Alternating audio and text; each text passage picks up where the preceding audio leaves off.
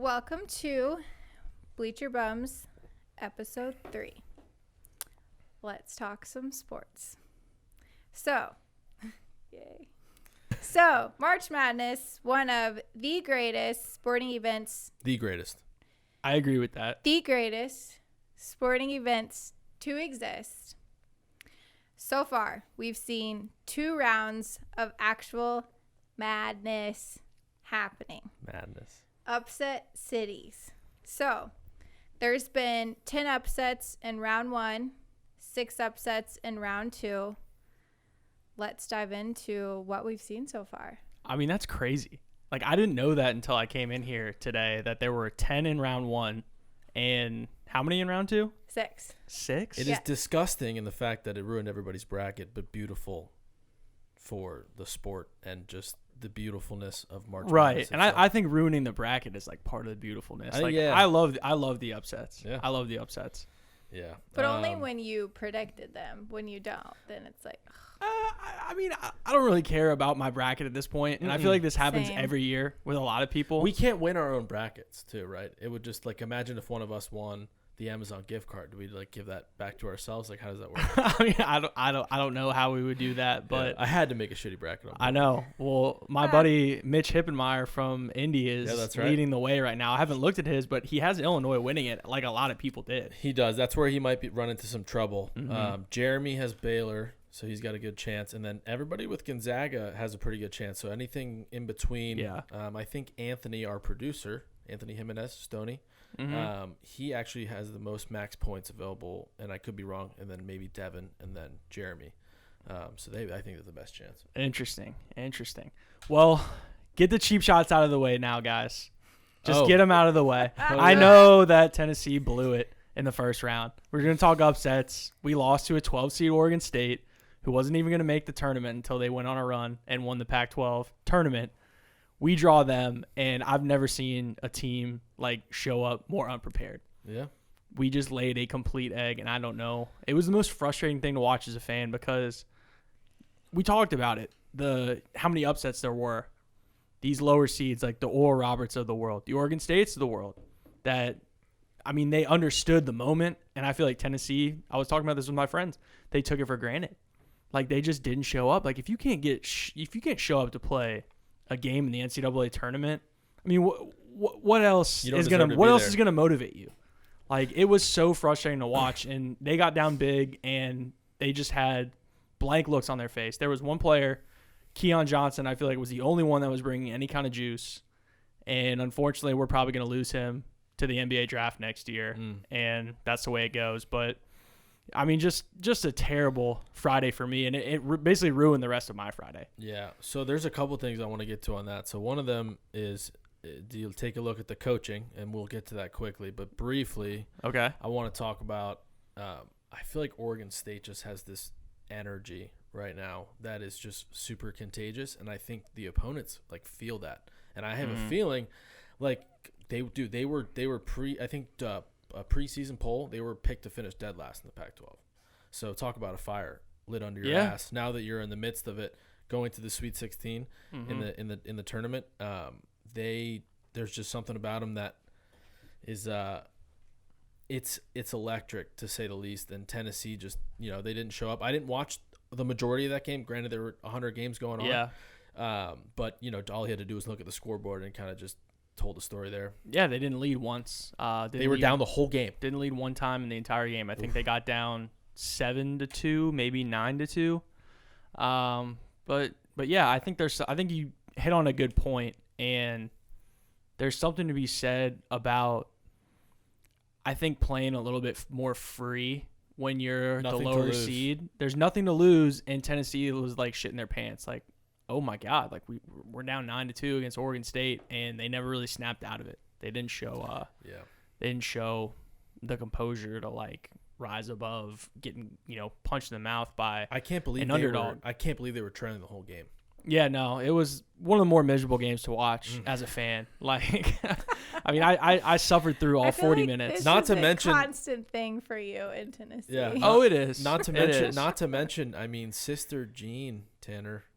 I know. She's working her magic again. She is. In front of you. It's like perfect timing.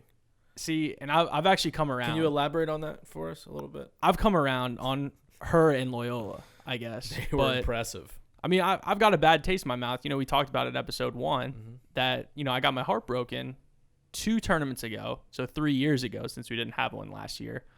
I mean, they bounced us in the round of 32 when they were in 11. Yeah. I think we were a 3. So, I mean, it always brings up bad memories when I see her, but the fact that she's like there 101 and giving like pregame speeches at the tournament, giving pregame speeches, like we're jumping from like round 1 to round 2 a little bit, but seeing the way that Loyola Chicago, just like the way they play basketball, I mean, I was like having such a good time watching them play because they do everything right, like fundamentally. Krutwig's a dog. Like, he plays great. He is. And He's been a Twitter meme for the last few days. They're just really well coached. Like, you can tell that they're a problem. They are executing on, like, actual sets. Like, in that game against Illinois. Like, they were executing on, straight up plays that they were, doing to perfection. And they shocked the number 1 seed in the process. Dude, I think it's so impressive watching teams like this with so much confidence. When they won, especially Loyola Chicago, they played a 9 seed their first round, so they weren't playing like I mean, granted, everybody was saying Loyola Chicago and Georgia Tech should have been ranked a lot lower. They were a lot better than their seeds, so that was a really tough first matchup. But like, it's almost like Loyola Chicago had like this swagger, like they had just beaten like every team in the country. And they know how good they are, and I just don't know where that came from. But I think that starts at the top with the coach, instilling confidence in these players, because, I mean, it's like Oregon State. It's just like, where is this coming from? Like, that's the part of the magic of March Madness, I think. But it's like they are so much more prepared than the other team, and I think maybe for college basketball's sake, the more prepared team is going to beat the more talented team. I don't think you could say that in the NBA. I think talent trumps a lot of things. I think coaching is less relevant, but that's a topic for another day. But, I mean, Oral Roberts, Oregon State, Loyola Chicago, Abilene Christian. I mean, the list goes on. Ohio, North Texas. It was. They have no business. It was reality. It was crazy. But, what's kind of funny is that some of these ones were like kind of talked about. Like, I feel like Ohio over Virginia was very popular. Everybody was talking about it. Very popular. Yep. Like, that one was one that everyone had penciled in because, UVA had struggled down the stretch. They looked kind of bad. Ohio, I wasn't necessarily expecting it, but I know that people were talking about it. Yeah, UVA had I think they had some COVID issues too, so they hadn't played together or had been on the court together in a while. But I think the ultimate storyline of round 1 is Oral Roberts over Ohio State, the 15-2. Granted, the 16-1 has happened once. The 15-2 has happened a couple of times, more than a few times. It hits a special place at home for me because I happen to be the crazy idiot that put money on them on the money line. I don't know why. Me and AJ, shout out AJ, we were sitting here the other day. We were talking about our brackets, and we're going through statistics. And they were like one of the best 3-point shooting teams. They make the most amount of free throws. They make like 11 a game, and they were the number 1 besides the Buffaloes. They were like tied for 1. Colorado Buffaloes. Shout out to you for free throws. And those are kind of good green flags, I guess, is green flags. Go. For giving them an edge in a game. Grant, I really didn't think they were going to be at Ohio State. I really didn't think it was going to happen. It was just, let's see what happens. The magic. Yeah, you took a flyer, and plus 1,000 odds. I put a little baby $10 minimum bet down, and I have no shame. I won $100, and I walked away a richer man than I was before. So, but I just remember watching that game. We were over at Oyster Bar. And there was one other guy in the bar who took them like at halftime. And he comes over and his name's Bo, bought us a bunch of pickle shots. No, green tea shots. They were delicious. Ooh, I love pickle shots. And then I said, fuck it. And I took him the next round too. And it paid off again. So Death Taxes and Oral Roberts. I mean, they are a hell of a story. And Florida isn't good. So I'm very glad to see that they were able to knock them off Oral in the Roberts round of was 32. down. They were down double digits at one point in the second half, and Yes, I thought they it was were. over. And that who's the point guard for Florida? He was putting up points. Trey Man. He was going off. Yeah, he was the best player on the court, and it's probably the only reason they got past the Virginia Tech in the first round was because of him taking over. Yeah. Because he took over in overtime, right? Mm-hmm. Yeah. Yeah. Wait, Tanner, did you take any crazy bets? Did I Round take one or two? any crazy bets? No, I didn't. I did not. Like I took the safe ones that didn't work Yeah. out so well, or how did that go? I mean, not necessarily. Like I got really hot on when was it? Saturday. So Is that day two? Yeah, USC over Drake, Colorado over Georgetown. I'm feeling good. Whew, and then that was an insane one. I put my faith in the wrong places Right. with Uh-oh. with Missouri in that game against Oklahoma, Yeah. and then UConn in that game against Maryland. Mm. And I pretty much ended the day an unhappy man. Yeah. But I took Eastern Washington, which I thought was going to be a play, and they actually hung around for the majority of the game. And then, I mean, Kansas, you can't win a college basketball game when you're giving up 95 points. You just can't. no, It's literally impossible. yeah, So, unlikely. Let's see here. What else? I mean, what else we got? There was Ohio over UVA. I mean, Abilene Christian over Texas. A lot of people had Texas going pretty deep, I was one including of them. myself, Yep. Aubrey. And That was a heartbreaker. I mean, again, just being completely unprepared and not the moment was too big. And I think that's another thing. And granted, they're kids. I say that now, and what are we, 25, 26, Mhm. and we're talking about kids, but they are kids, and it's just a natural thing to not be prepared. You have to be literally built different to be prepared for moments like this, and that's why the 14 seeds, the 15 seeds, the 12 seeds, they succeed because they're just fucking built different. They don't have they don't have to worry about anything. Well, You're not going to blow. You got nothing to lose. Well, and look, a lot of these guys are probably also not going to play basketball at the next level. Also true. So this might be the last time they throw on their jersey Mm-hmm. in a legitimate scenario. And a lot of these guys in the higher seeds or the lower seed, I don't know, lower seeds, higher seeds, whatever, like the Texases, the Kansases of the world, like, the majority of those guys are probably going to get drafted. So they have less to lose. You know what I mean? Mm-hmm. But it's just amazing to see what happens. And people probably say this every year. This is the craziest March Madness ever, but I don't think we actually have seen this many upsets. I don't think It's we the have. most. It's the most, right? Yep. Boom. Proof's in the pudding. What do you guys think the crowd size has to do with it and everything being in one city? Do you think that is like a reason that more upsets are happening? Go ahead. Oh, I was just going to say a lot of them didn't even get fans, I feel like, Mm-hmm. during the actual season. So maybe not having that just made this seem like a bigger deal. Not that this isn't a already massive deal, but some of them weren't even used to having fans. So here they are. They finally get to have them. Or if they did have fans, it wasn't the entire year. Mm-hmm. I don't know. I think. Sorry, go ahead. No. I thought you were done. No, go I ahead. didn't mean to cut you off. Go ahead. Was it my turn? Yeah. Okay. No, I think that's a super interesting question because if there were fans, right? Yeah. So you're gonna get a lot of these teams. The diehards are gonna travel. Mm-hmm. How many that is, I don't know. But I think like the Oral Roberts, the Abilene Christians, the North Texases, I think they understand that I think they have an advantage. I think the team that is less talented, that has less parts, has more of an advantage because more than likely than not, the bigger name teams are going to travel better because more people probably went to the school and they're high notoriety. They live for basketball. Mm-hmm. They're going to show up and, kick me if I'm wrong. But I think that plays to the advantage of the less talented team or the higher seeded team. To play against less people. Correct. I think they can control the momentum way more, their energy, because how the fans can come in. And granted, it could also amplify that. Right. But I think when you get down, like a lot of these teams, you're seeing 12-point, 15-point comebacks. Like Oral Roberts was down 12 points.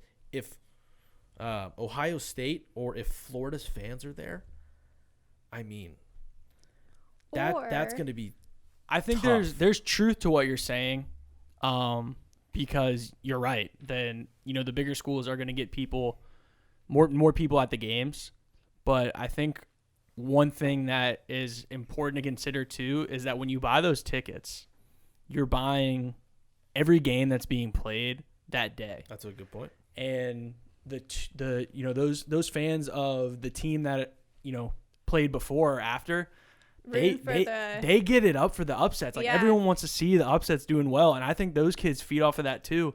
And more power to them. They were able to string together the most upsets of any NCAA tournament. So maybe I'm wrong, but I know in years past they definitely have fed off the crowd energy too. It's just kind of it's upsetting that we didn't get to see it, but I didn't think it was like too noticeable. Like I could definitely hear the crowd getting into it in a lot of those games. Yeah. At least they got to have a crowd. Yeah. They did, and definitely like places like Hinkle Fieldhouse, like at Butler, like some of the people that were playing there, or up at Purdue, like it was a little bit more noticeable, the crowd noise, I would say. Yeah, so, I mean, I think I kind of forgot what I was going to say. Hate to see it. Well, that's embarrassing. Okay. Just move on. Move on. So, obviously, actually, I figured it out, but it's irrelevant now, so just move on. Okay, so round 1, round 2, tons of upsets. Tons. Wow. We're all just crushing it right now. But tons of just high performances, top performances. Were there any specific, players on teams that really just stood out to you? That really, it was almost shocking, but we saw some great performances. So I guess I'll kick it off because it was kind of, it was not happy, but you couldn't help but tip the cap because I was, rooting for West Virginia in my bracket, and Buddy Boeheim.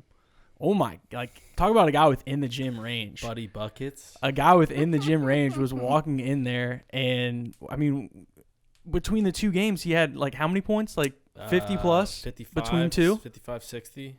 Yeah. Yeah, I mean, he's unreal shooter. The other kid he's Boeheim's son. He is his son. Yes. Right? Yeah. Yep. He's his son. Because I was talking about that with my dad too. I was like, I'm pretty sure Boeheim's 76 years old. It's like, is this his grandson or his son? And I guess it's confirmed his son.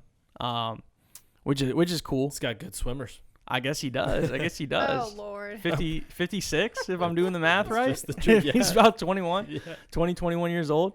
Let's go, Jim. That's what I'm saying. I guess so, yeah. man. I guess so. But yeah, he was one that stood out to me. And Krutwig against Illinois also is getting a shout out for me just for what he did against Coburn, being as big of a body as he was. Those guys were going at it, but I really liked what I saw from him. He's just a throwback, man. Yeah. Not super athletic, but knows how to pivot. He doesn't shoot a 3-pointer either. He's got a mid range, and he just will work you down low, and he's a pretty good passer. Oh yeah, I think he ended up with 5-ish assists in the game against Illinois. So he's definitely a do-it-all guy. I mean, he was the player of the year in that conference for a reason, right. and he showed it. Right. I'm looking forward to watching him in the Sweet 16 against Oregon State. Yeah, that's gonna be a great game. I'd say just because I had the money on Oral Roberts, the two kids that essentially they scored I think 80% of the points or more in each game. Max Asmus, it's Asmus, not Abmus, it's Asmus, and Kevin O'Banner. I mean, literally, the definition of putting the team on your back. This Asmus guy is so fast. Once he gets just any type of step on you, you're gone. Granted, he's smaller. He did get blocked a lot on from behind blocks. So, what's so funny back there, brother? Sorry, Boeheim is 76 years old. Yeah.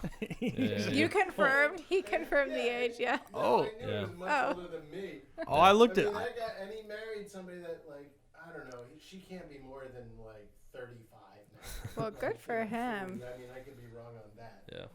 Yeah. Well. And your boy down there was making a little noise. Yeah, I could hear him. There is a dog in here. Most of you probably know it's Denver. He's the man. The sweetest. We'll show him at some point. But yeah, Max Asmus, man, he's a beast. He's got some serious speed. He can hit the 3-ball. He makes most of his free throws. And then Kevin O'Banner, I think he didn't get enough love, to be honest. When they needed a big 3, top of the key all day, literally all day, and he made every single one of his free throws. He did. Every single one, and they got to the free throw line, and there were some, role players here and there. But, I mean, the fact that they were to, granted, Ohio State didn't play their best game. That's why these guys win. But that's sports. They didn't show up, and the other team did. And then they show up again against a less talented team, which is why I bet on them again. I was like, if you can take down number 2 Ohio State, the chances are you're probably going to be able to take down Florida. But we'll see what happens in the next round. I think they could run into some trouble with Arkansas because I think that's a team that can match their style of play. Speed, shooting, high power offense.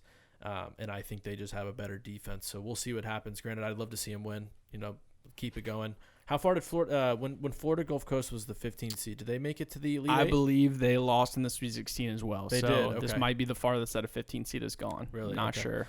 Yeah, I'd be interested to see what happens. But, yeah, I mean, those two guys were phenomenal. And then I didn't watch the first USC game, but I did watch the second one. Last night. The Mobley brothers.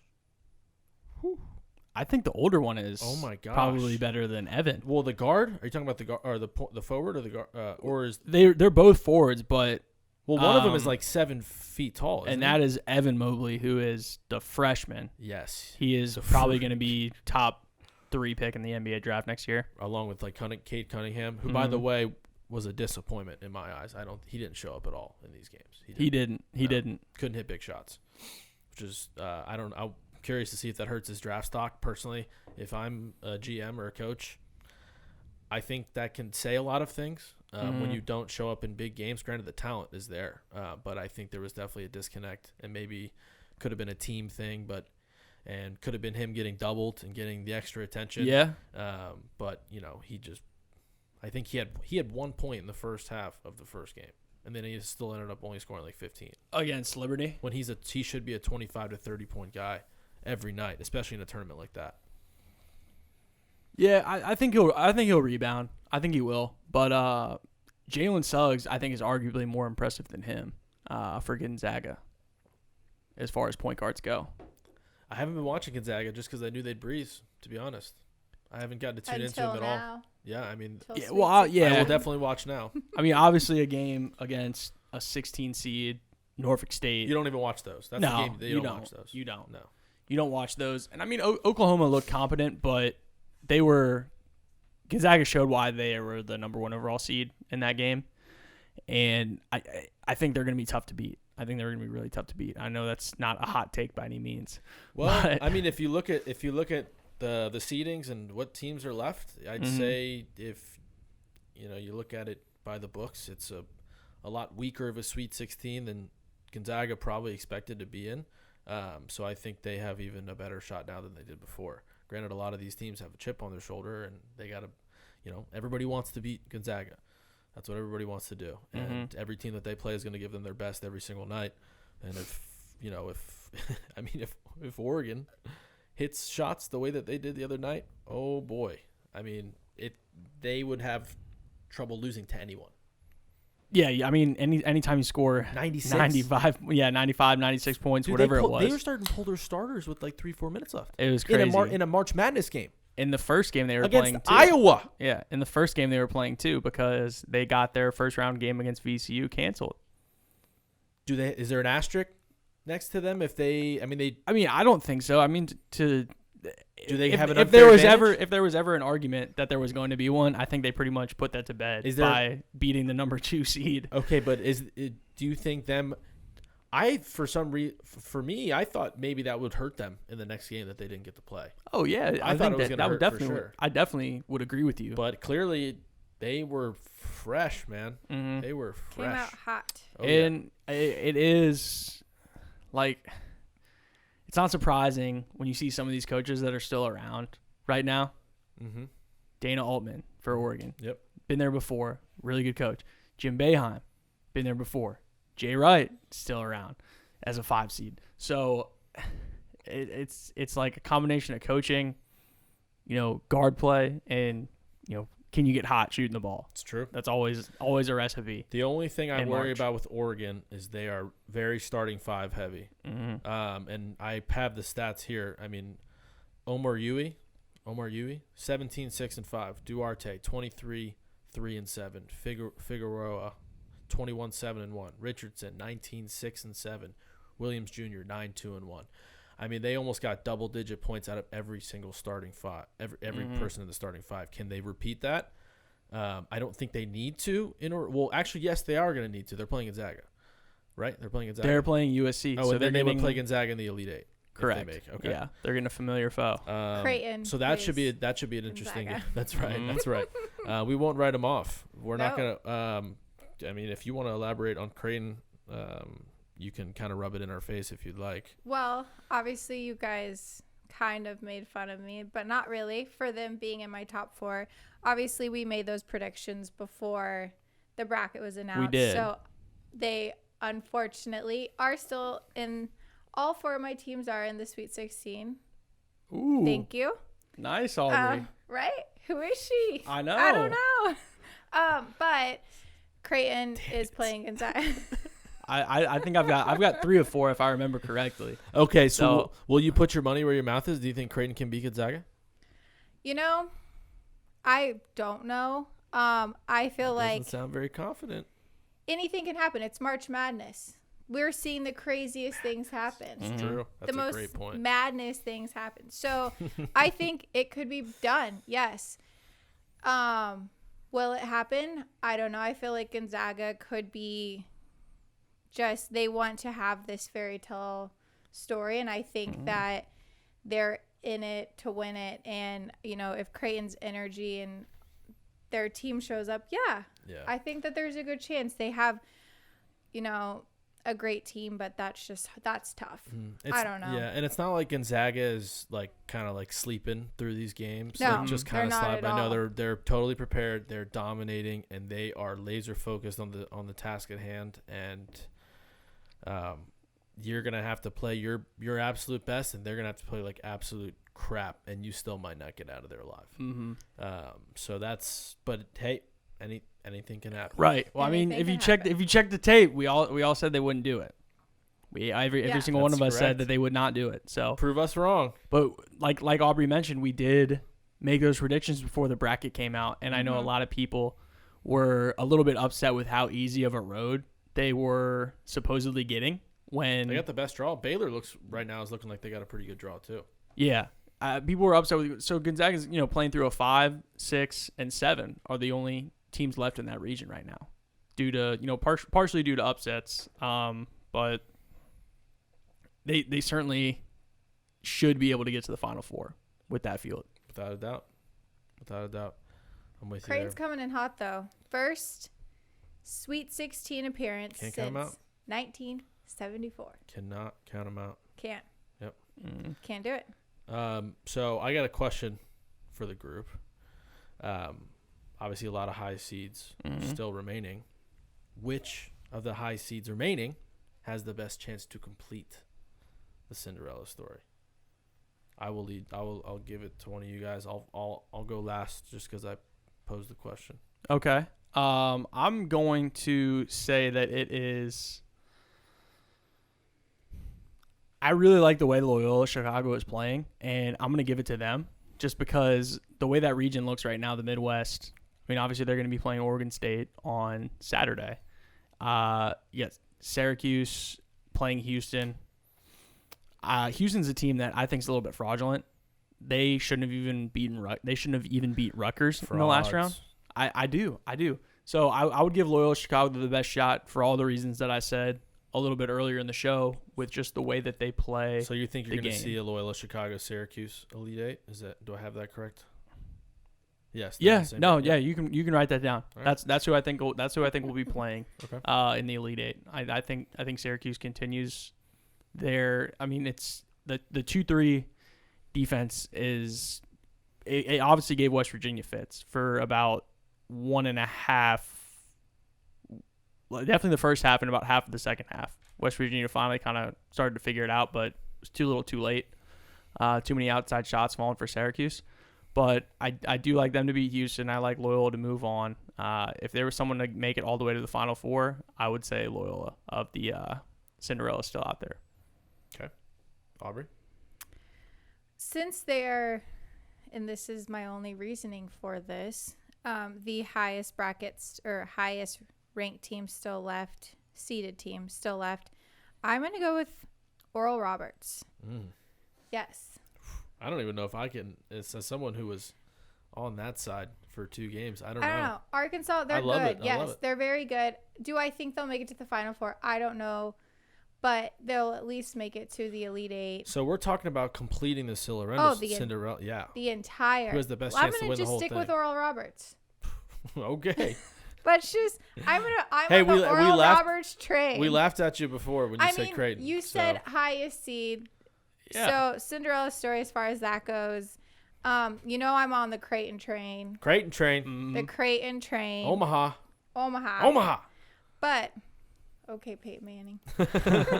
I wish. They're a big one. I think, those like perfect bracket challenges that Don't exist. The Warren Buffett one? the Warren Buffett one. Yeah. But he always puts a stipulation in there that like if Nebraska or Creighton were to win it, like there's like some kind of added bonus just because he's like a big Nebraska guy. Oh, he Well, lives he in lives Omaha. there, right? Yeah. He's a big fan of like I guess he puts a stipulation in there for the Nebraska teams. I That's do kinda remember fun. that. It is. Yeah, it is. Well, then in that case, He damn well Creighton. knows no one is fucking winning that thing. Well, that's though. why and he he only dangles puts it $1 out. million up. Come on. that's whatever. I don't know. So I guess I'm torn. Obviously, I think it'd be cool if I'm on the Creighton train. But if we were talking like higher seeded, I think Oral Roberts has proved himself, and you never know what could happen. Mm-hmm. So So I have a question, and it's before I answer this. Okay. Would you consider Florida State a Cinderella run as a 4 seed or no? No, I wouldn't. You would not. I Okay. would not. Because I love the way they're playing right now. They Mhm. are long, they are tall, and they are super athletic. Their starting 5 can guard any position. And they gave Colorado problems. Granted, Colorado just didn't show up. And there was a whole bunch of stuff going on in Boulder, and our prayers go out absolutely. to Boulder and the university and Whole those who community. lost their lives. It's truly sad, and I don't want to say that they could have played a part, but it definitely could have played a part. And but we're not going to jump to conclusions. But yeah, I think Florida State as a 4 seed, not a Cinderella run, could really make some noise moving forward with the way they defend. And they were hitting shots the other day too, tough shots. But unfortunately, I'm gonna have to agree with Tanner. I think Loyola Chicago is the most prepared, and I think they are best designed to win this tournament as an 8 seed. And they without have a doubt. Sister Jean. They do. And they have Sister Jean. I don't know what kind of scouting report they're And I going to was- get for Oregon State. She crushed and it. I was her telling last I was one. telling Aubrey this on the way here. I was like, and you know this better than anyone, unfortunately, that I felt like the 11 seeded Loyola of Chicago was like the actual like this is destiny team where like crazy shots were going in. They were winning on buzzer beaters and like no, this team is different. Yeah, that's a good point. They are That way is a good different. point. And They are like ready for the moment. They know they belong. Mhm. They know they belong. Like I think I think the best chances, and not counting out Oral Roberts, but it's probably Baylor, Loyola, Chicago. I think Baylor has a tough time, and I even think Gonzaga would have a tough time. Granted, we already know who the better team is, but they just prepare so well, and they play perfect defense. Everybody defends, and everybody contributes, and that's just a dangerous team. Can't count them out. Yeah, no two ways about it. I'm upset. What did you guys think about the schedule overall? Like, because we're used to Thursday, Friday, Saturday, Sunday. I was upset that there were some games on Monday night that I wasn't able to tune in as much as I would have liked to. So for those that work 9 to 5s, it probably sucked. But for me, I don't really do much, so I was able to watch on Monday. Past my bedtime. It's gonna be It was a school night. The games at night were hard. And It it's was hard tough staying up for the ones at night. East Some of them Coast. start at 9:40. Yeah, East Coast time. I'm used to Colorado, so we have the perfect when Best it one. comes Yeah. to Yeah. watching football, everything. Like that game, 9:40 our time was, Right. 7:40 their time. Very Yeah. reasonable. I think it's gonna suck most next week in the Elite Eight. I think is when I'm really gonna feel it the most, because that's gonna be Monday, Tuesday. I think that's right. Yeah. Wait, so do they take a full week off after the Elite Eight? They do. Yeah, Yes, they take a till full week off, Saturday. and then they'll go Saturday, Monday. Okay, I gotcha. Mm-hmm. I gotcha. When the national championship will be. I don't want it to end. I know. I don't either. Yeah, can we just run round 1 and round 2 back again? Because Let's see what happens this time. Yeah. they're darkish days ahead, but this is actually like a really good sports month. I think that April, like basically March Madness into April, The Masters. there's the best. Everything's going on. So you have March Madness starts, Masters weekend. You have opening days around the corner. Opening day, that's right. NFL draft, NBA finals start, NHL finals. NHL Stanley Cup Playoffs, finals. yep. Yeah, Stanley Cup playoffs, NBA playoffs, all at the same time. So I think that's really Yeah, it's everything packed Things are into looking one month. up. Things are looking up, Yeah. and then once like basketball winds down, and you get in the real dog days of the MLB, like I it's mean, like- I love baseball, but you don't sit down and, unless you're a psychopath, you don't sit down and watch 9 innings of a baseball game. You just don't in the middle of the season. definitely not Not some- on TV. You don't- yeah, you don't some, even- some pre All-Star break. You don't even really go to the game and sit there for 9 innings. You show up in the 4th inning if Yeah. you're a normal person, Yes. and then you watch the game from the 4th inning on. Mm. And if the game sucks, you leave in the 7th, and you're really only there for 3 Yeah. innings. Yep. And you drink 2 beers and you have a couple hot dogs, and it's a great day. What beers do you drink? Ooh, at the game, Mom beers? probably just I'm at the game. I'm like, for some reason it's Bud Light, Bud Light. or maybe like some whiskey, Coke. Oh, At the Whoa. ballpark. Yeah, maybe That's That's aggressive. aggressive. That's aggressive. whoa! I mean, you're No gonna wonder have he to be at always there an for opening 3 day innings. game. Someone's got to have a good time. An opening day game for that one, but like Yeah. 96 degree weather and It's whiskey, a bunch of Coke. Jack and Cokes do not just spell a good recipe. Just one. No, one, I mean, my- just my to kick it off. My face would probably be about the color of your shirt after like 4 of them in 95 degree heat. You gotta drink the light beers, man. The half waters. Yeah, that's The half true. waters. Yeah, but yeah, Mom Bud beers Light. all day. I'll go with really? Bud Light. Michelob Ultra. Got it. It's in the same family. It is. I'm gonna zig Yeah. where you guys zag a little bit because I'm a Coors man. Coors, Coors Light. Oh. Coors Light over Bud Light. Miller Light number 2 for me. Silver Bullets. Then Bud Light. Then Blue Bud Light. Mountain. Okay. Mm-hmm. Mountains are Got blue. I'm just throwing out all the slogans for Coors Light. Silver Bullet, Blue Mountains, Rocky Mountains, Oh Lord. as cold as the Rockies. Yeah. When's the last live sporting event you guys have been to?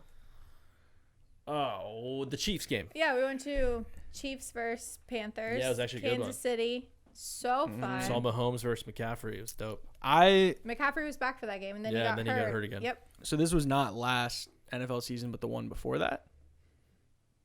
No, this year. This past year? Yep. Yeah, Chiefs we had went fans. to Kansas Damn. City. We met up in Kansas City. Had What- a little KC weekend. Introduced him to Kansas City barbecue. You'll come to Kansas City with us. Kansas City. Yes. You ever been? I've not been, actually. Well, I've half been. Have you been to the airport or I something? haven't been to the airport, Okay. but I was driving back from Ames, Iowa. I went to an Iowa State football game, Okay. and I've I heard dropped. Those are fun. They are fun. They are fun. I definitely love like the college tailgate scene. Like that's my jam. Like that is me. That's Like my I would jam, love too. to like get an RV like once I'm old as fuck and just like like just travel around, like try to check college football stadiums off the list. Can we make this a thing? Yeah, so We And can then make it a we'll thing. Live Yeah. podcast I'm telling to you. all of them. Yes. Okay. I don't know if my future wife's out there, if that's something you might like doing in the twilight years. Hit me up. Hit me up in the comments. We'll put my number in there. We'll put my number in there. Dead. I'm getting hot. Thinking. Oh, I know. And trust me. It'll be a grand time. if you you don't would have like a to- girlfriend by next week, I'm. If you'd like to spend your September through, I don't know, November, checking off the college football stadiums. Okay, well, how many years in a row would you have to do this to check off the college football stadiums? Though, like that probably would be like would we 20 do like years? region I mean, by I don't think region? it's an attainable goal to like say it all of them, but I mean, all the Power 5. Why not? Yeah. Why not all the Power 5? No, Like that's I fair. would love to like see what it's like. I mean, you got, I mean, pretty much every ACC school. So you'd rather go college football stadium chasing than any other type of stadium? Yes. Yes. Yeah, Okay. without hesitation. Okay. Without hesitation. I know the MLB thing is like something that a lot of people do, and obviously it's a little bit more attainable to check off, 30 stadiums where there's, Same with the NFL. this too. many college teams. But I do think that would be fun. I think that would be really cool. That's That'd a be cool bucket list wild. thing. Mm-hmm. That's cool. I think I think I Can we probably hop on that? I want to do that. Too. Yeah. I mean, I think I would probably choose the Major League Baseball. I mean, stadium. you guys can park right next to me and my future wife. I mean, it's Yeah. perfect. It's perfect. We I can like we can this record. idea. We can record in there. Yeah, we record in can. there. Hey, Keep the show going. We're still kicking then. Oh, God, gosh. I mean, I hope not. Honestly, I hope I'm on a fucking beach by then. Yeah, But keep the camera rolling. But yes, to answer your question, Aubrey, on the way back from Ames, I did stop in Kansas City, and Oh, we're circling back now. I had Yeah. shitty barbecue because I went to a bad place, and it was like the most convenient at the time, and I was like, guys, I don't think this place is good. And the kid that we dropped off there, who is actually from there, he was like, "You went where?" He's like, "Oh no, like I've never even heard of that place." He's like, "You guys definitely messed up. Like you should not have gone there." So I'm upset because I'm a big barbecue fan. Where's your favorite barbecue?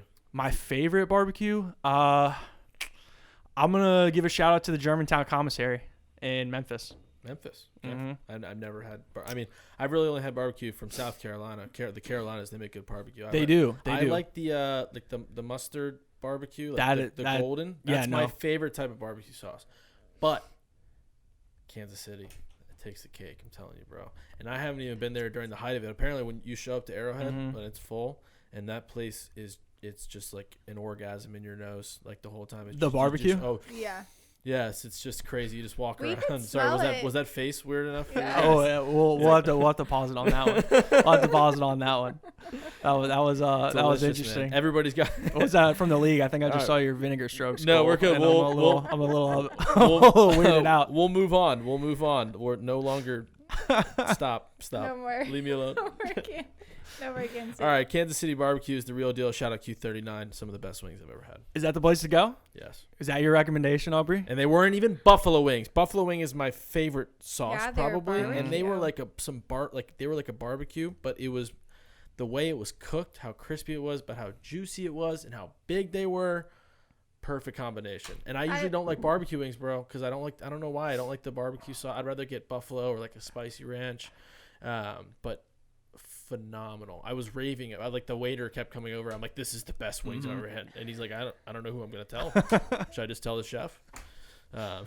But yeah, I even tweeted about it. Like I went out. It was that He good, was huh? jacked up. Yeah, I have like 3 favorites. Uh-huh. That Casey Joe's is a staple. Okay. Jack Stack. I mean, there's so many good ones. You can't. I know. Arthur Bryant, I've heard that one. I've actually heard of. Arthur Bryant. I've heard of Arthur Bryant's. Yeah. There's a lot. Jason Sudeikis, Kansas City guy. Oh yes, big KC guy. Big Arthur Bryant's fan. Okay. Big Arthur Bryant's. I love fan. Jason Sudeikis. Me too. man. He's so hilarious. If you guys watched Ted Lasso? Of course I have. I watched that in I guess I can't have watched it in 3 days because I was watching it as the episodes were coming out. But I was telling, I was like that's like the perfect TV show. I don't even know how to explain it. Comedy. Yes, because it's Yeah. like 30 minutes. You're just kind of like not like getting too like crazy invested. It's not like some kind of Game of Thrones where you're like debating putting the subtitles on because you don't want to miss anything. Mhm. And I would agree with you. It's the like if you find someone that you recommend that to, like it's a surefire hit. Everyone will like it. you end up like if you are lucky enough to recommend it to somebody and they haven't seen it, they're gonna be like, oh man, thank you so much. You feel like a baller. for recommending it. Yeah, If anyone that's it. doesn't like it, they really need to evaluate some things. 100. I 100% agree.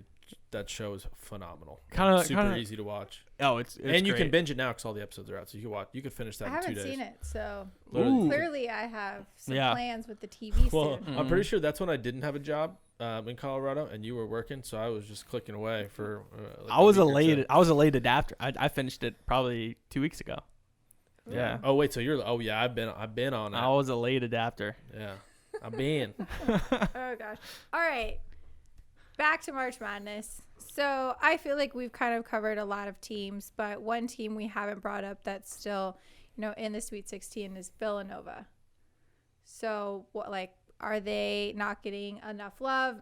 Like, what's your thoughts on everything going on with them? I can start just because Okay. I was the one that kind of presented that. It's kind of like again, it's like one of those teams that's no one's really talking about, and everybody kind of wrote them off. I mean, Winthrop, along with Ohio, was probably the most heavily talked about Agreed. potential upset. And Villanova just shut out the noise. I mean, they took care of business. Granted, I think Winthrop hung around for a little bit, but they ended up winning, I think, by double digits. And then the next game that they played against, did they play Ohio? They played North Texas. Oh, excuse me, I'm sorry. Yeah, they played North Texas in the second round. Took care of business, no problem. And I think that goes to coaching. And they're missing one of their best players, Gillespie. Gillespie, yeah. Gillespie. And I just feel like they're just kind of like a 5 seed that's like, for however under the radar you can possibly be at this point in the tournament, they are the least talked about team in the tournament, I believe, right now, at a 5 seed that has taken care of business the first 2 rounds. And I feel like they could probably be somebody to watch out for in a case where they play a 1 seed. Just because they're about to. Yeah. And I think they're going to get their asses kicked personally. Okay. I think that they show that they're better than Winthrop. You're supposed to beat Winthrop. You're supposed to beat North Texas. Had Purdue taken care of business against North Texas, I don't think Villanova's still around. But I they think didn't.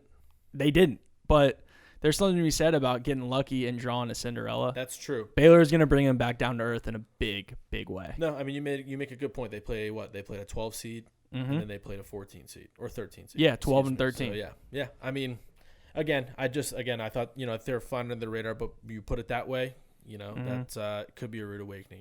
You're right, but Yeah. I definitely feel like they were just no one was really chatting about them, and maybe that's why, because they weren't playing really anybody. I would agree that they got a little bit disrespected in that first round game. 100%. I think Winthrop was a little bit too trendy for anyone's own good, and I agree with Villanova getting on from that one.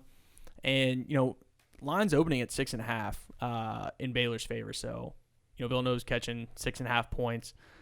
I mean, that's pretty respectable. Mm-hmm. I mean, I wouldn't say that's. I would think that Baylor's going to blow them out, but that line concerns me a little bit. Right. So I think there might be some truth to what you're saying, but I doubt it.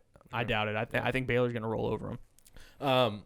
I think you're a little too close to the mic, Tanner. We'll back it up a little You're bit. good. Yeah. Your voice projects Cut. very well. So, but yeah. Okay. So in your eyes, Villanova is going to get smoked. After you put it that way, I'm an honest man. I'm probably going to agree with you now. So, thank you for bringing me down to earth. But again, I mean, Villanova could show up. They have a good coach March that's been there. Madness. They've won. They got some veteran players. So I think we're also running on like 50 minutes right now, just in case you guys wanted to talk about time. So Yeah. Yeah. We started 6:15. see you, Pops. Duck. Bye. All right. See ya. Someone we need to give a shout out to is the Pac-12. Got him. We need to give a shout out to the Pac-12. They Shout out have Pac-12. Showed up. What are they, 6-1? 7-1? I The only team to lose right now is Colorado. True. Yeah. Yeah. Everyone's one but them. I mean, and Pac-12 shows up. Big Ten is getting absolutely smoked. So is the Pac-12 do they deserve more respect? Are they actually that good? Or is this just another case of the magic of March Madness? So after watching some of these games, I think there's something to be said about style of play. And the Big Ten teams typically slow the game down. They play more of like a throwbackish style. Whereas in the Pac-12, you've got more length, more athleticism, more three-point shooting. It's kind of more of like a like an AAU ball style in the Pac-12. And I think sometimes when you catch a team that, you're not really used to playing, that style of play, I think will throw you for a loop. And I think we saw it happen with Loyola Chicago and Illinois. I think Illinois kind of got in the habit of playing Big Ten teams and Big Ten teams only. They get thrown a monkey wrench, and they're not able to respond. So I think they were definitely a little bit under the radar because they play at 10:30 on the East Coast every night, and no one's been watching them play. True. Yeah, that's good. But It's I true. mean, at least over here, I think probably out west, you had UCLA and USC going a little bit farther in the brackets than you would possibly in the Midwest or the East Coast. But definitely got to tip the cap to them. They showed up. I mean, and showing up, it's not they. I mean, they are kicking the crap out of teams and leaving nothing left, just absolutely destroying, obliterating teams. And it's fun to watch. I mean, again, that's the magic of March Madness. I keep saying it, is these teams that people don't expect to show up, and literally every single one of them in the Pac-12 is showing up. Like I think if everything ends up, could they potentially have an all Pac-12 Final Four? Like, is that a possibility, or is it 3 out of 4? So you've got USC and Oregon in the West. You've got no Pac-12 team in the South. Oregon State would have to run the table in the Midwest, and UCLA would have to run the table in the East. Okay, so it would be 3 out of 4. 2 out of 4. 2 out of 4. Okay, Yeah, so 2 I was out of way 4. off. Okay. So remember, did you see the picture of the guy in Illinois? The guy that was wearing the mask. I can't remember. Io. Yeah. Io. Did you see the picture he posted after they won the Big Ten championship? I did. He was getting destroyed for the on Kobe Twitter. photo. Oh, for the fake Kobe photo. And there was like, imagine posting this photo and then losing to this, and it was a picture of Krutwig. At the time, I thought it was swaggy because I personally thought it was corny. Like, you won a Big Ten championship. That's not end goal. That's not what you're trying to do. Kobe did that with a NBA championship, not with a Western Conference final. I hear what you're saying. Yeah. I mean, in hindsight, I think like winning that Big Ten tournament 2 weeks ago, we thought was a crazy accomplishment. But because of how good we thought the Big Ten was. Exactly. Now here we are. Michigan's the only team left. And maybe were they a little bit fraudulent? I don't know. But they have looked good. LSU was that's a good basketball team, ranked at 8. But I mean, they hung around for a little bit, and then I think Michigan pulled away in the last 3 or 4 Yeah, minutes. that's pretty much exactly what happened. Yeah. They're unfortunately going to lose their 2 best players in Cam Thomas and Trenton Walford. So they won't the draft. To the draft. Oh, yeah. okay. Yeah. I thought you said right now. I was like, what happened? Yeah, no, they won't be back. LSU won't be back, is what I'm saying. But Michigan still has a ways to go. And is Michigan's best player? Is he coming back at some point? They've been monitoring it, but Juwan Howard, and this could be coach speak, and it could be a poker face, but he was saying that they don't think he's progressing as much as they would have liked him to. So the team they got right now is most likely going to be the team at the end. Yeah. Okay. Yeah. I mean, that's good for them, though, to at least know that that's like it. If they potentially have a guy that they think is going to come back, sometimes it can be false hope that can actually hurt the team. So for them to like have a clear vision and know that he's not going to be here, and the team that we have right now is the team that we have to move forward with, I think is an advantage to them. But I actually think Michigan still has a really good chance. They're going to have to get through Florida State. They're going to have to get through who do they play first? They play Florida State next. Yep. That's right.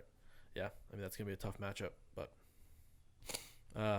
guess we'll see. Yeah. That's so Iowa fell to Oregon, second round. Obviously, Luka Garza scored 36 points in his last final college game. An L. Yeah, with an L. What's next for him? Yeah, I mean, is he an NBA guy, Tanner?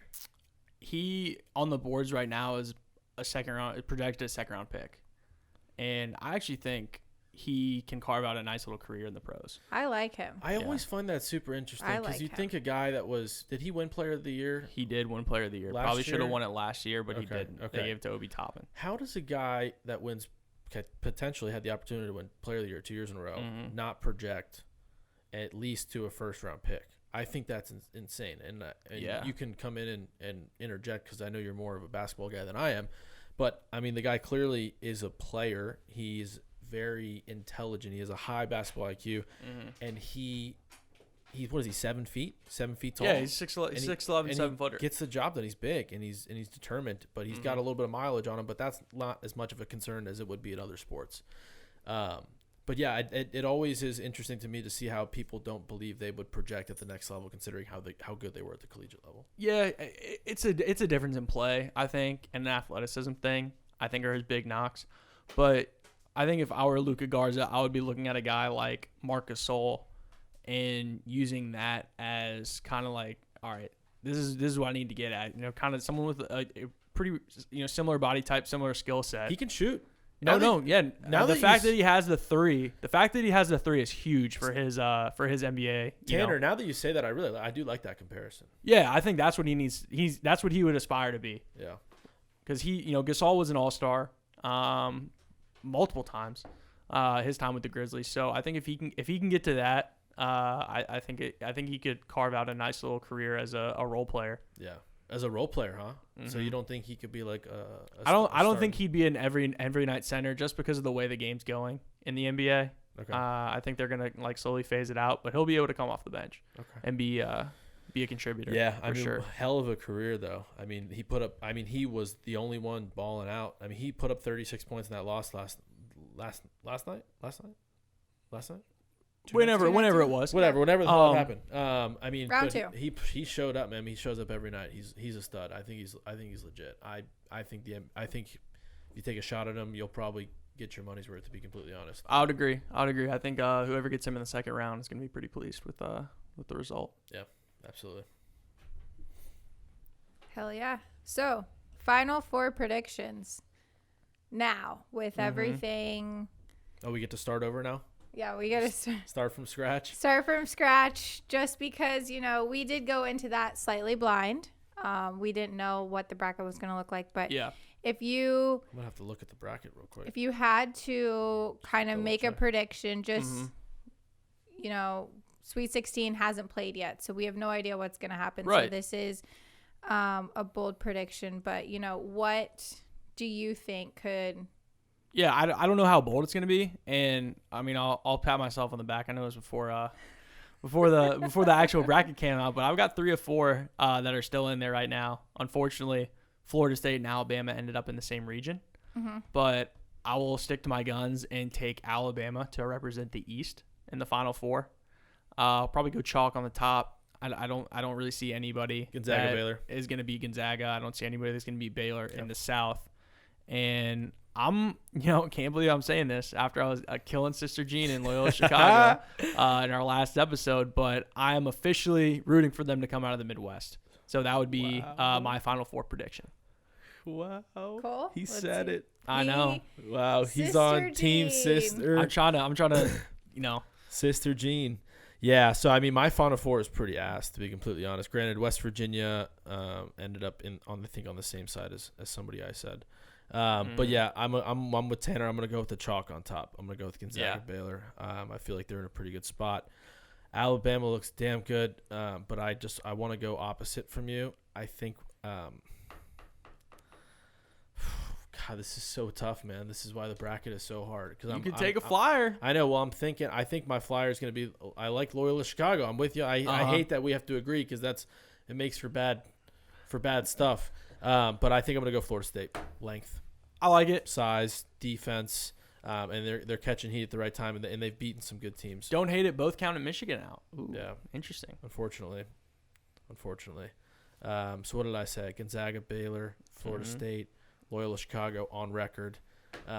Roast me if I'm wrong. Praise me if I'm right. I feel pretty good about it. Can you tell in my voice that I'm confident? You are so confident. No, I like it. Obviously, I'd like to see a Creighton upset. I've said that from the beginning. It could happen. Like I said, anything can happen. But if I were to have to put money on it, I would say Gonzaga, Baylor.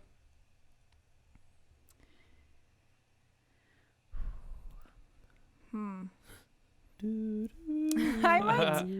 might have a couple different than you guys, just so I'm not the same. Yeah, but no, go with what you feel though. Go with what you feel. Well, what I'm feeling is still Michigan, which is what I initially had stick to your too. guns. Yeah. But What if? Syracuse.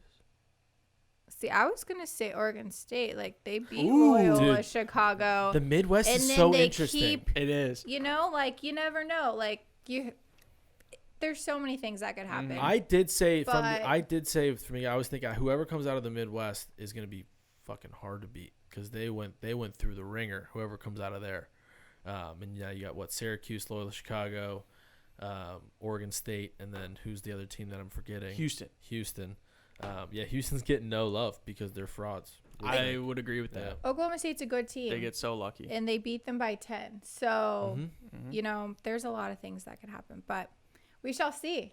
We shall see. We'll see who is the closest. So what after are this. the we got? What are the matchups we got coming up for rounds 3 and 4? Give a little preview. Gonzaga Creighton. Okay. Gonzaga Creighton. I think no one's expecting Creighton to win that one. Absolutely not. But anything. Yes. Oh wait, Aubrey, you still have faith, right?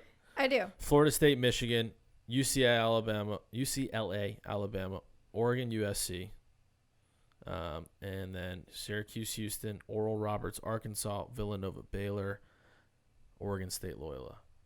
Gonna be a very, very fun We weekend. got a hell of a card So again. fun. Once again. You know Hell what of a this card. calls for? What? A wing weekend. Another more wings? More wings. I love wings. Tanner, where do you get your wings around here? You still go to Buffalo Wing Factory? I mean, Buffalo Wing Factory is the undisputed goat. Literally right down the street from you. The undisputed goat. Shout out B-Wing.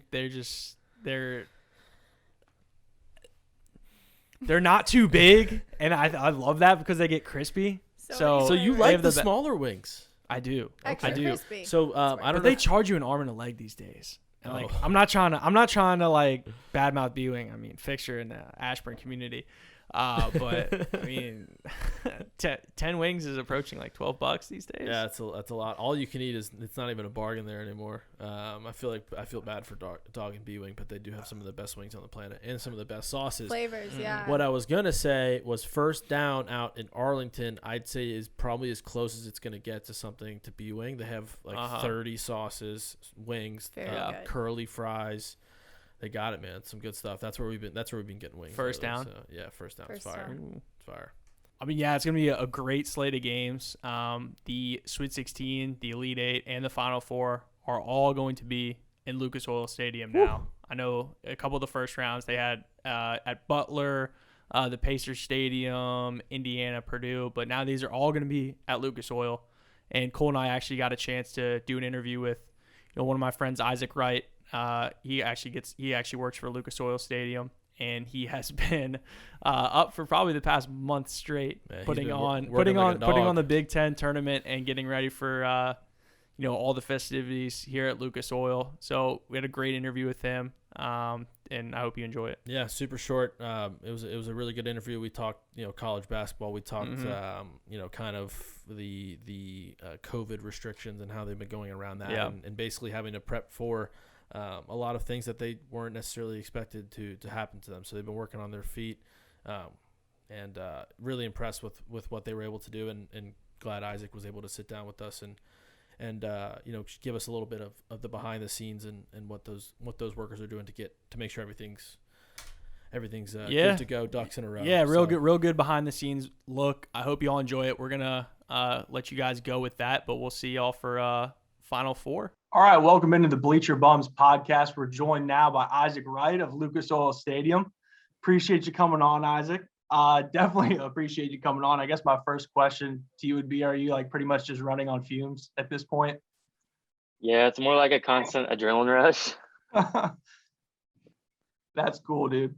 How long are your days right now, man?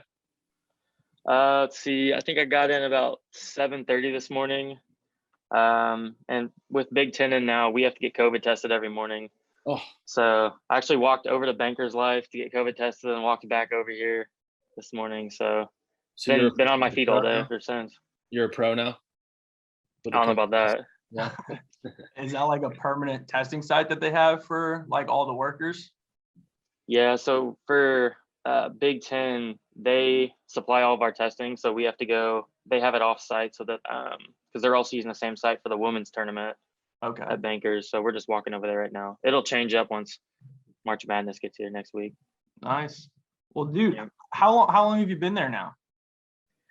Let's see. I started as an intern in 2016, so almost 5 years. There you go.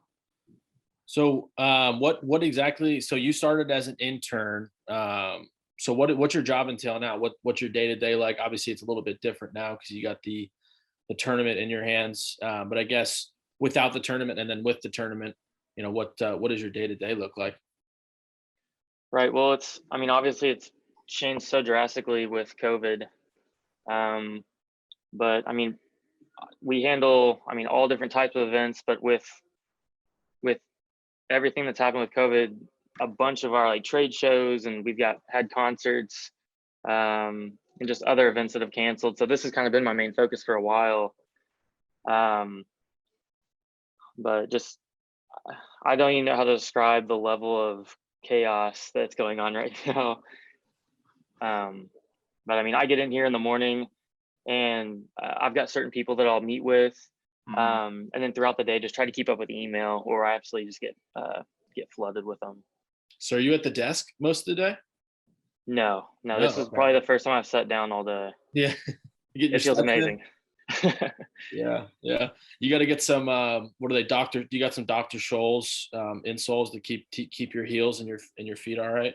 I've just been rolling with the Adidas Ultra Boost. Okay. That's my favorite. I'm actually rocking those right now. For some reason, I'm weirdly wearing shoes in my own home. But yes, that's Yeah. what I got on. Yeah, when the feet are happy, I'm happy. So I got to keep those going. Absolutely. What are some of the other events that you guys are responsible for putting on? I know, again, this is a big one, but outside of the tournament, what are you guys usually responsible for? Sure. So let's see, 3-4 weeks ago, we had 2 weeks of Supercross. So Motocross? Is that what that is? Motocross? Dirt bikes?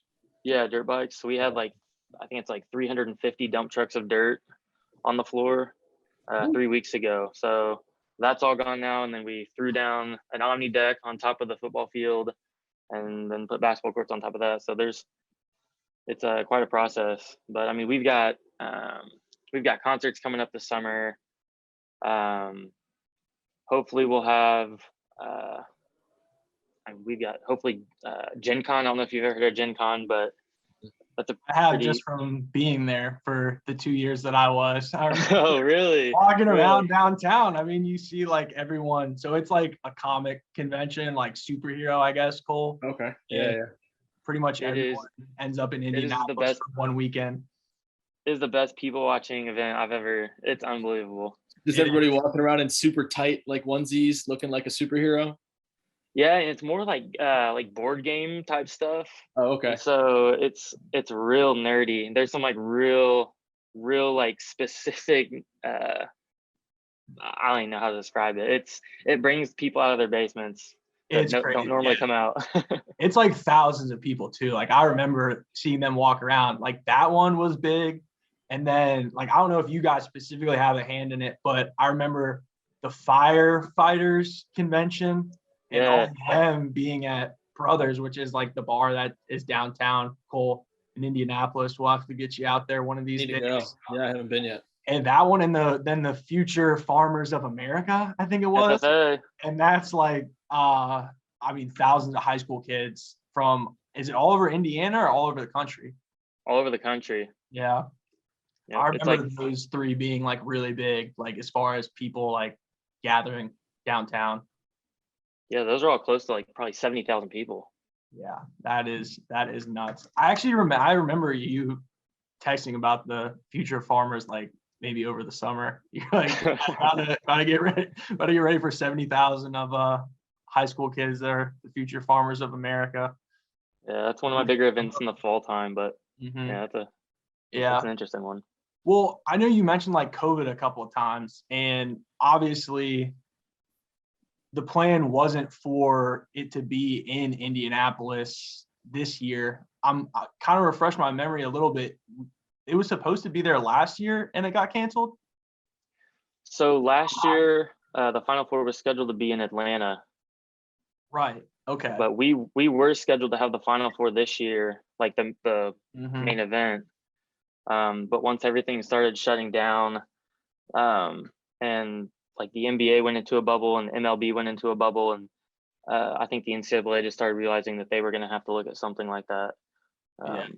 So and how so I did think- that process kind of work? Because I know it was kind of short notice, and I remember just kind of talking back and forth with you. I mean, you guys pretty much, when did you guys get the call up that, hey, you know, Indy, we're looking at you guys. We're going to do everything in a confined space. And about how much time have you had to prepare up until this moment with, you know, They the got Big a Ten call. tournament starting today? They got the call from the bullpen. I mean, they pretty much did. They kind of got put on the spot now. Yeah. Yeah, I mean, there were rumors starting to float around. Probably, gosh, September, October, Okay. and then things really picked up speed. Probably that end of October, it was becoming a thing. And I know there were a bunch of hurdles that the NCAA had to jump through with the city, because there's a lot of hotel rooms.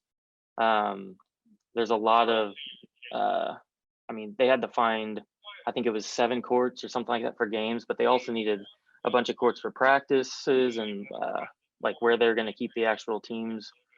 So there's a lot involved, but we started getting hints of it probably early to late fall, and then have been scrambling ever since.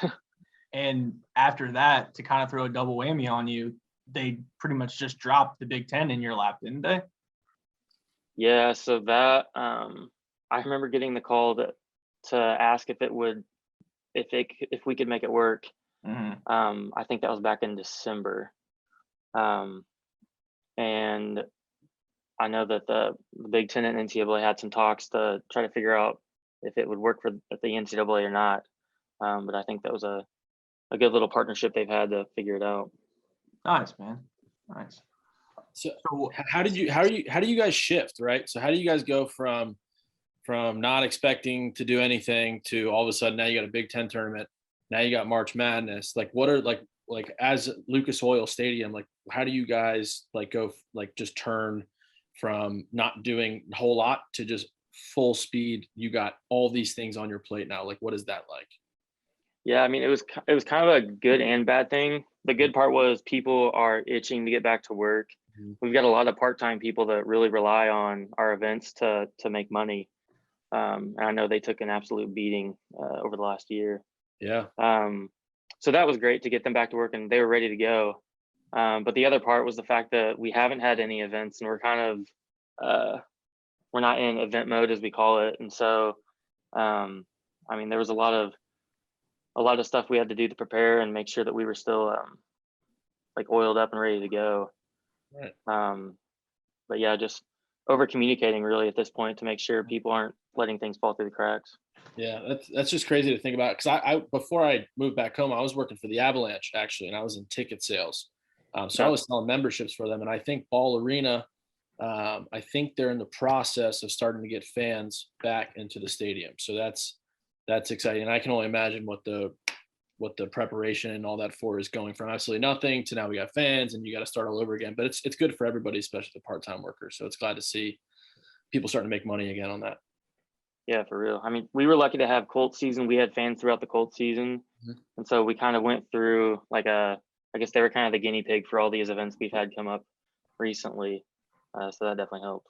Nice. I know you did like finally get the go ahead. You said you had some Colts games, and what is like the official number capacity wise that they're allowing in Lucas Oil?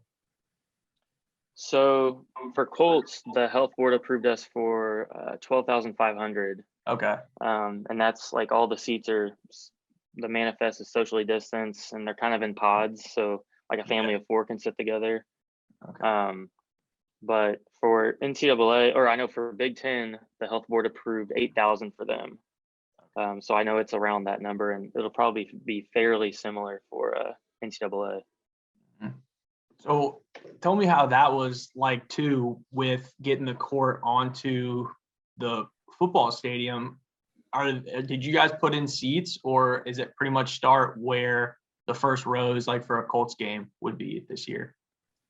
Yeah, so I mean, for a normal Final Four, they usually build out like a massive seating section from the football seats down to closer to the basketball court. But this year, because the court's not in the middle of the field, we have 2 courts, so like one's in one end zone and one's in the other. Yeah. So it's close to the end zone seats, but we've still had to keep like 25 feet from the playing surface to any sort of public fan. And so there's some spacing there that where we just didn't end up building any seats out. There are some media seats. Some of those folks are going to be tested and have closer access. But we won't have any fans as close as they normally would be. Nice. What is the like official schedule? I know that you got the Big Ten tournament starting tonight. Games are tipping off probably as we speak, going until Sunday. We've got Selection Sunday following that, and then first round games starting on Thursday. And those are going to be all over the state, right? There's how many different sites are the like first 4 and the first weekend going to be at? Yeah, so the first 4, they'll be playing in Bloomington at IU, and then in West Lafayette where Purdue plays. The first 4, and then we'll have first round games here starting on the 19th and 20th. Okay, and then that also is going to include, for the first weekend anyway, Bankers, Hinkle, and the Fairgrounds, right? Yep. Okay, cool. And everything after Sweet 16 is going to be Lucas Oil? Yeah, we have the Elite 8 on. Elite 8 on. Okay. Damn. Yep. That's going to be fun to watch. I'm looking forward to getting into it. Do you have I'll put you on the spot. You got a Big Ten tournament prediction? And then after that, I want to see where your head's at for the Final Four. As long as the bracket's not out, obviously things will change. I know some people want to be close to the chest because you and I will probably be in a bracket pool together. Me and Cole will probably get in one. Absolutely. You got a prediction for the end of this weekend and then Final Four? The end of this weekend, gosh, I feel like the Big Ten's been such a crapshoot this year. You have so many good teams, but so many teams that tend to play down to their opponents. It breaks my heart. I can't say IU is going to be there at the end of the weekend. You never know, man. You never know. I noticed you wanted They to do just the continue night. to break my heart. How much of tomorrow's game are you going to get to watch of them? I'll try to watch a little bit. I've already told some of our staff that game they may not catch me on the radio as quickly as normal. but, Yeah, you'll be but Yeah, I think I'm just running to the bathroom. I'll be right back. yeah. But I think by Sunday, I think down the stretch, I heard that Michigan lost Brooks, but I think Ohio State and Illinois have been playing really well. So I'd be shocked if they're not there by Sunday. I'm high on them too. I mean, I gave out our Final Four picks on our first episode, and I had Illinois going to the Final Four. I just think they're just like so deep. I mean, obviously you got Io, who's like the player of the year if Luka Garza, didn't exist. I mean, he's the second best player all year. Him, Kofi are studs. But then they're Garza like 30 years old. Who is 30? No, it just feels like Garza's been there forever. It's like the guy. Who's the guy on Kansas that was there forever? He was just there for like 7 years. Oh, I know exactly what you're talking about. Harry Ellis. Ellis, that's right. Harry Ellis, yeah. He was there for a decade. He just never leaves. I know. Well, yeah, they got like 2. Frazier is like a hell of a guard, number 1, and then they give a freshman Curbelo, and then a freshman I think like number 44. So I mean they're deep. Like they've got 8 guys that can go. So I'd probably agree with you there on them getting in. Like early Final Four predictions. I know Gonzaga had somewhat of a scare last night, but who do you think is going to be cutting nets? I mean, I hate to play it so safe, but I think Gonzaga and Baylor, I think both of them are going to be really, both of them are just so much better than everyone else. That's pretty safe, Isaac. That's really safe. I know. And I hate to do it. Yeah.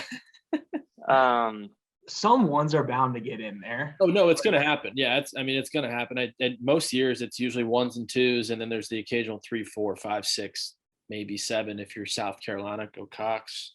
Yeah. All right. So we got chalk at the top of the bracket. Those are probably going to be the top 2 seeds if Baylor can win the Big 12 tournament. Who else you got there? I think that, and maybe I'm crazy, but I think Kansas has been playing really well down the stretch. I think Bill Self has that experience and that that coaching experience to help them get along.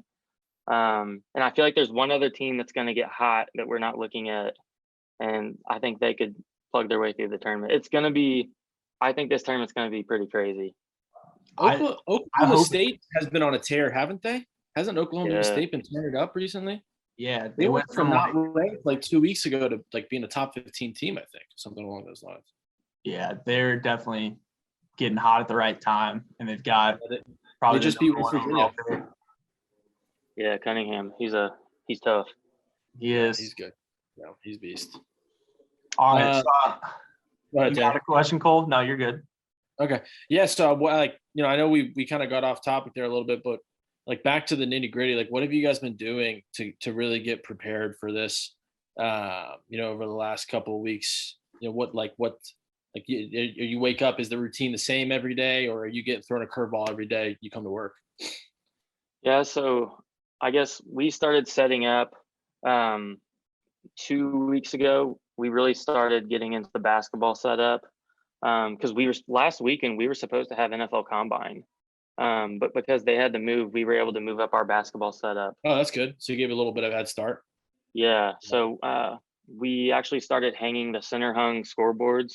So we've got 2 of them hanging in the stadium right now. Mhm. So those had to go up first, and then we had to start laying down the benches this year. They kind of look like almost riser seats. They're going to be set up so that players are 7 feet apart. So we had to build those out. The scores table is kind of funky looking as well. And then we had to lay the floor down after that. And so it's really just been getting all these pieces in. And then you have the real detail stuff happen this week with like carpeting. Broadcast started coming in this week. So Big Ten Network has kind of taken over for Big Ten. And then CBS has been here already preparing for the NCAA tournament. So I've just got contacts with all of these entities and just trying to work together, answer questions, solve problems. And there's They all don't have kinds you of. doing any physical labor, do they? Sorry? They don't have you doing any physical labor, do they? Not usually. If I see something, I'll sometimes I'll take care of it myself. But we're a union building, so there's some things I can't touch. Oh, okay. That makes Yeah. sense. So you got like basically you guys bring, I guess, contractors in then to like, do you have like a seat company that you work with to get those set up, like someone else doing the scoreboard, or is it kind of like a one-stop shop? You get like one company that is like able to help you guys set up all that, stuff like technically wise? Because I know you guys kind of coordinate it, but is there one company you use to get all that set up? Yeah, so I mean, the NCAA they have contracts with all different types of companies. So they've got a video board company, they've got a seating company, they've got a cleaning company. Yeah. They've got, CBS and Warner Media now. They've got all different folks that come in, and then we just have to work with them to get everyone in the right spot. Has COVID made it a lot harder for you guys? Like, what are the restrictions you guys have had to face? Since they've told you you'll be running the show. Yeah, so COVID's made everything a billion times harder. I mean, Yeah. Every part of this tournament, everyone has to. I mean, we're still in masks. There's different tiering. There's a different tiering system. You guys didn't have to get vaccinated, did you? No, I know there were some talks about like trying to get early vaccination for some of the cities, like tourism business, but I haven't heard anything since. Mhm. But everyone has to be socially distanced. Every morning I come in, I have to have my temperature checked, sign a waiver, and then obviously this week with testing, I have to get tested so I can get a wristband that gets me access to certain areas along with my credentials. So there's people that can go different areas in the building based on how they've been testing. The broadcast, they have their own testing, so they have a compound set up in our parking lot that like some of us can't go into because they're on a different testing regimen and have their own protocols. So it's hard to communicate with people because you can't come in face-to-face contact with a lot of people. So it's a lot of Zoom calls, a lot of over the phone calls that normally you just talk in person. A lot of this right here. Yeah, a lot of this. Yeah, I know. I'm at a job where I am working in the office, but I'm like 10% of the people that are in there, and the other 80% are pretty much like at a computer, just typing in the chat. It's like it just isn't the same as like having them come up to you and ask you a question.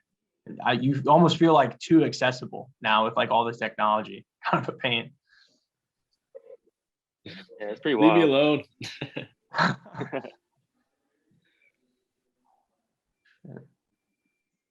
Well, good way to wrap up. I know I texted you. I told you to start thinking about a couple of things. You were gonna head into a little snake draft here, March Madness style.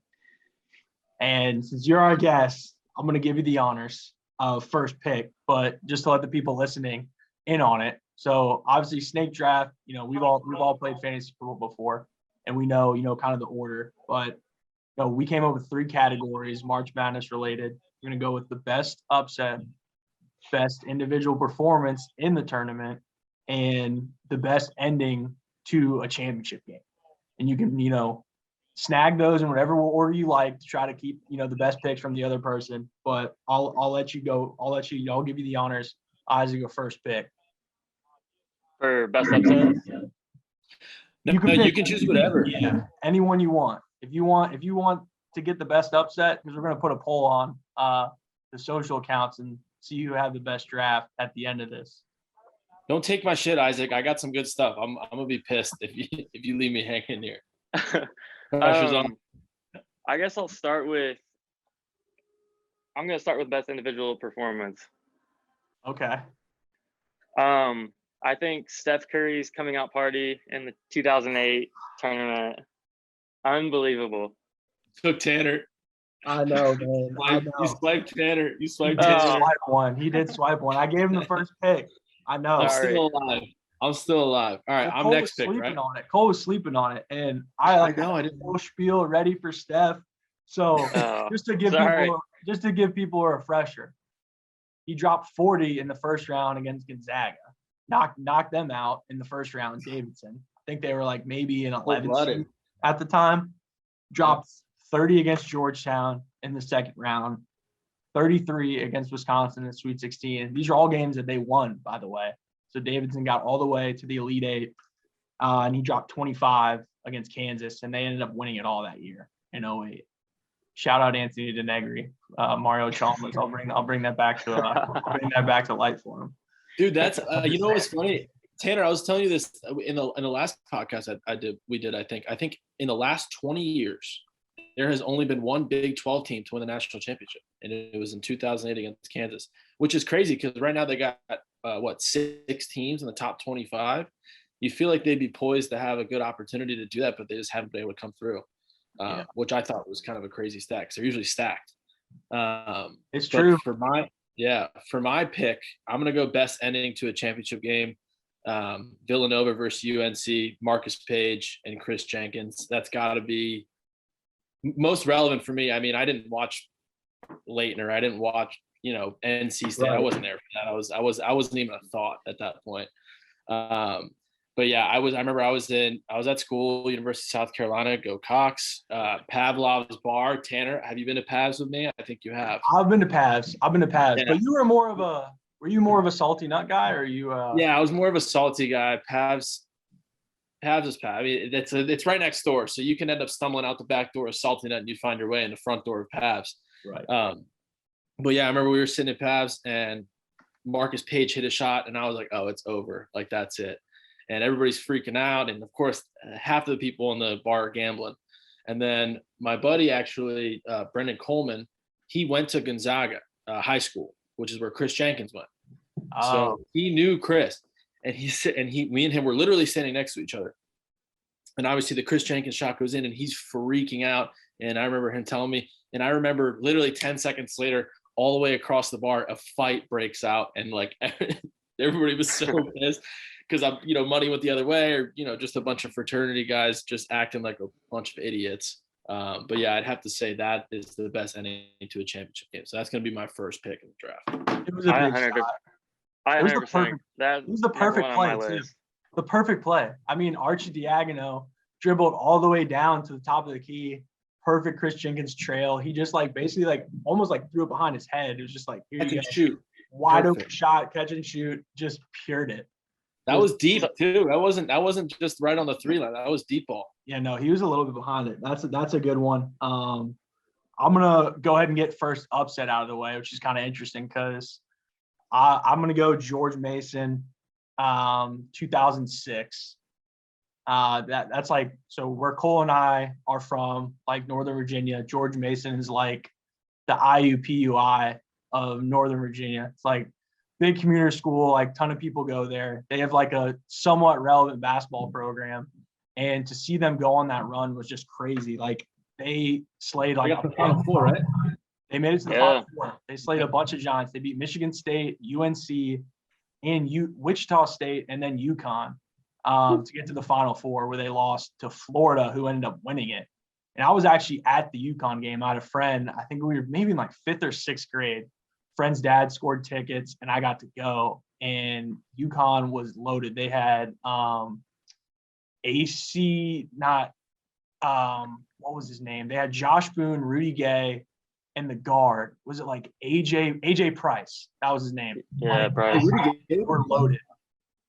They were loaded. So that's mine. George Mason upset over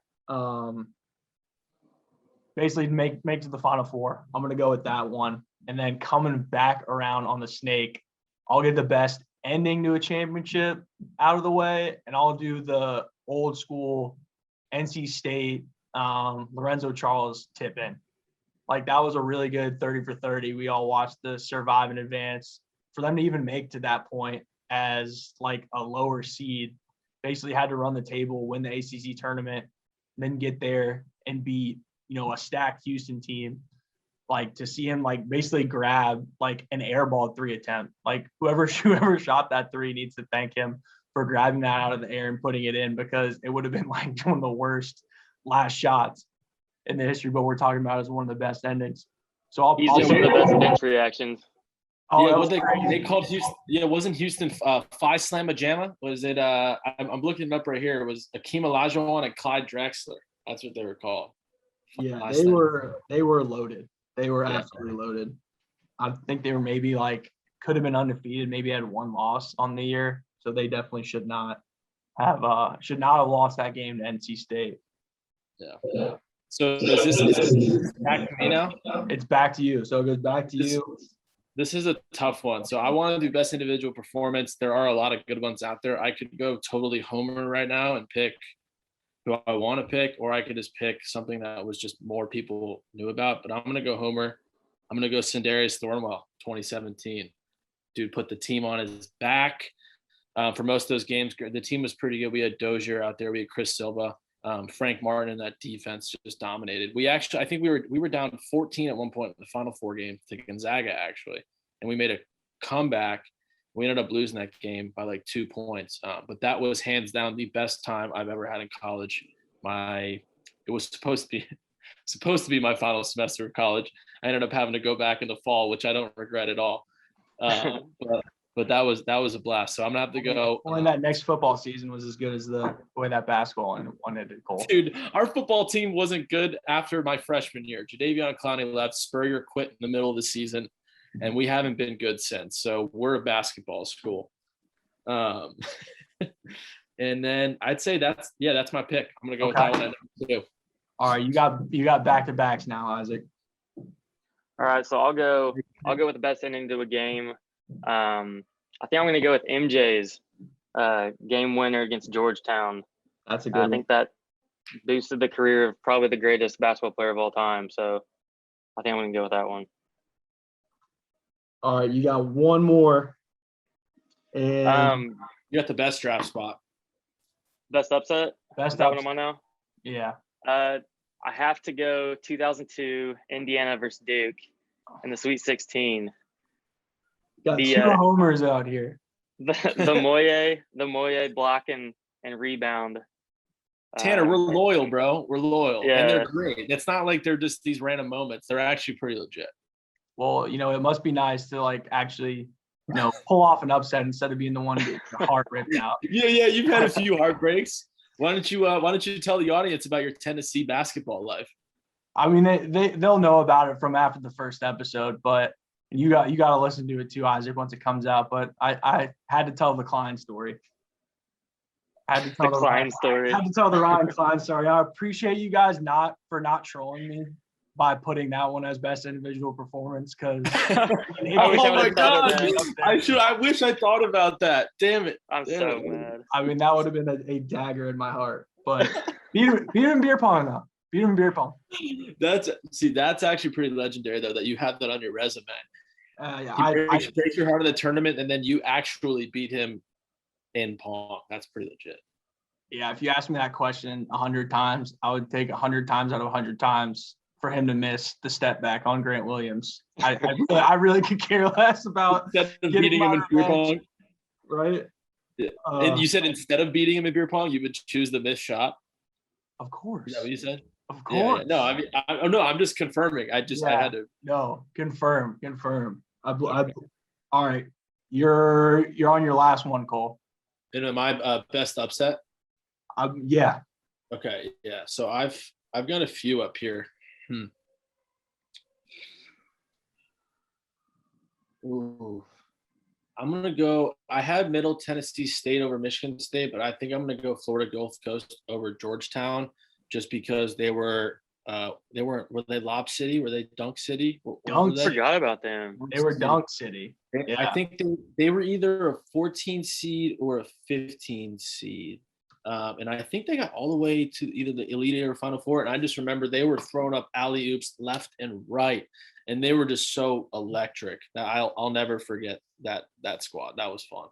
They were fun to watch. I think that was actually, we were like seniors in high school when that had happened. So that was like the 2012 or 2013 tournament. And I remember Yeah, I actually have the year. it put them on the map. I remember I was pretty much 2013. already applied to school as well. I was like, what is this Florida Gulf Coast all about? Sounds like kind of cool. I'll put it in. They Yeah. blew up their applications by 150% or something crazy like that. I looked it up, and they had dorms that were beachfront. Yeah. I was almost crazy. sold. I was almost Party sold, school. right off of that. There's so many Florida schools down there. You have FAU, FIU, FGCU. That you probably get in with no offense to anybody that went to school there, you probably get in with the subpar GPA and just drink the rest of your life.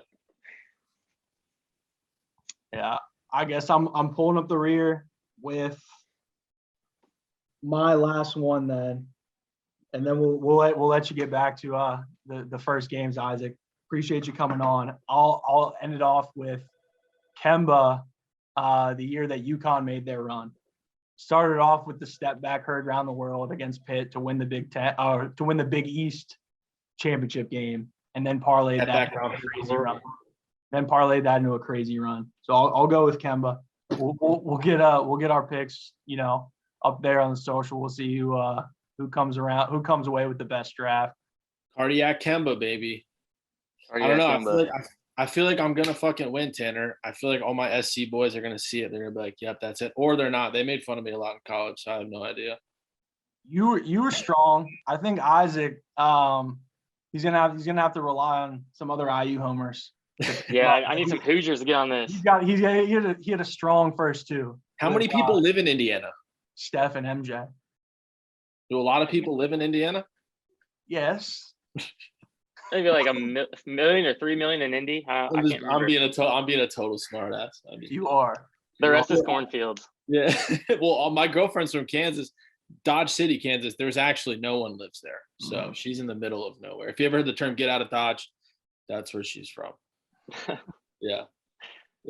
Well, Isaac, like I said, appreciate you coming on, especially in such a busy time. We'll let you get back to it. I know the Big Ten games are starting tonight. We'll get the poll out. We'll make sure to let you know the results, man. Thanks for coming on. Good deal. Yeah, appreciate you guys having me. Isaac, thanks, brother. We appreciate it. And remember, when you're done, treat yourself, have a beer, relax, maybe go on a vacation, maybe come out to DC, see the boys. Beers will be had. Yeah, absolutely. Thanks for coming on. It was a blast. Super short, but I mean, that's good. It's probably better that way. But yeah, I mean, appreciate it again, and best of luck with everything. Yeah, appreciate it. You guys take care. Cool. See you, bud. Yep, we'll see you.